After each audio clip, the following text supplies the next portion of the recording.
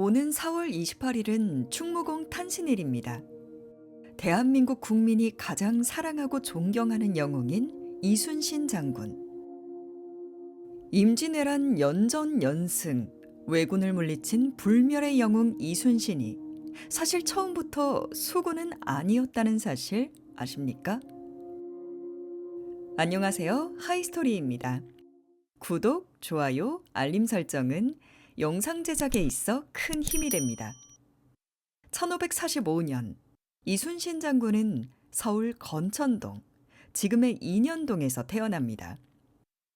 연전연승의 신화로 날 때부터 무장이었을 것 같은 이순신 장군이지만 사실 장군의 집안은 대대로 문관을 배출하던 집안이었습니다. 장군 본인도 처음엔 문과 공부를 했죠. 하지만 조부 때부터 관직이 낮아지고 있는 상황이라 장군은 급제를 해도 출세가 어려운 상황이었습니다. 그러던 때 무반 수령이었던 장인이 전과를 조언했죠. 어릴 때부터 골목대장이었던 이순신 장군은 장인의 조언을 듣고 문반에서 무반으로 전향을 결심하게 되죠. 당시 문무차별이 흔한 시절이긴 했지만 문반에서 무반으로 전향하는 일은 의외로 흔한 일이었습니다. 문과 공부 10년, 무과 공부 10년. 장군은 1576년 32살이라는 조금 늦은 나이에 무과에 급제하게 됩니다. 성적은 합격자 29명 중 12등이었다고 하죠. 당시 조선은 함경도 국경 지역에서 여진족의 잦은 습격을 받고 있었습니다. 이순신 장군은 이러던 때 두만강 요충지 조삼보의 만호로 발령받게 되죠. 이순신 장군은 수군이 아닌 육군으로 먼저 발령받은 것입니다. 장군이 발령받고 이듬해인 1587년 여진족이 녹둔도를 기습합니다. 지금은 토사가 밀려와 육지가 되었지만 당시 녹둔도는 두만강 하류에 있던 섬이었습니다. 여진족의 습격이 잦던 시절이라 녹둔도 병사들은 병사뿐만 아니라 농민까지도 항상 무장 상태였습니다. 하지만 병력이 턱없이 모자랐죠. 추수철엔 무장 상태인 인원들이 마을과 떨어진 논밭으로 몰려갈 수밖에 없었습니다. 여진족은 이 틈을 파고들어 녹둔도를 기습한 것입니다. 이순신 장군은 마을의 요새에서 10명도 안 되는 적은 병력으로 대항했지만 주민과 가축이 약탈되는 걸 모두 막을 수는 없었습니다. 이순신 장군은 끈질긴 추격으로 빼앗긴 주민과 가축을 절반 정도 되찾았다고 하죠.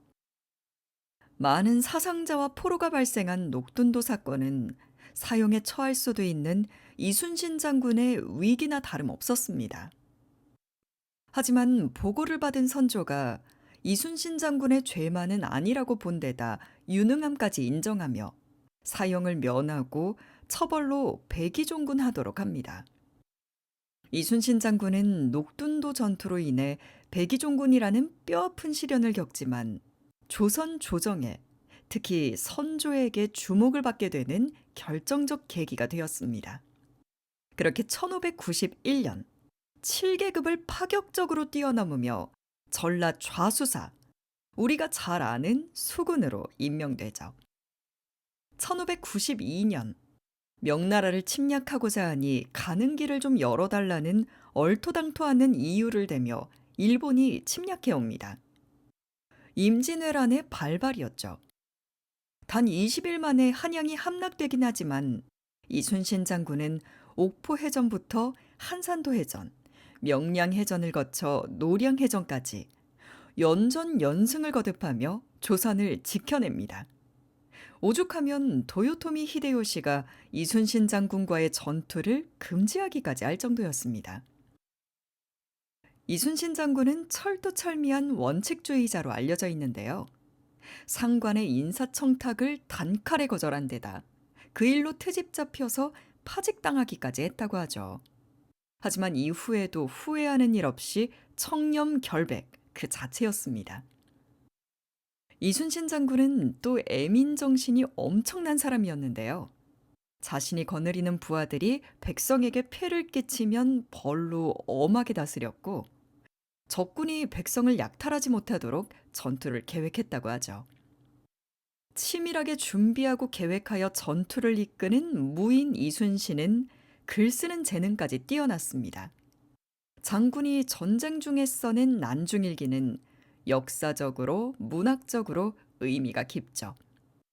사실 난중일기라는 이름이 붙여진 것은 이순신 장군의 사후 수백 년이 지난 정조 때에 이르렀을 때입니다. 난중일기는 애초에 작성한 해에 따라서 일기가 분책이 되어 있었다고 합니다. 임진왜란이 발발한 임진년 일기부터 임진왜란이 끝나면서 동시에 이순신 장군이 돌아가신 해인 무술년 일기까지 횟수에 따라서 분책이 되어 있었죠. 난중일기에서는 이순신 장군의 여러 면모를 알 수 있는데요.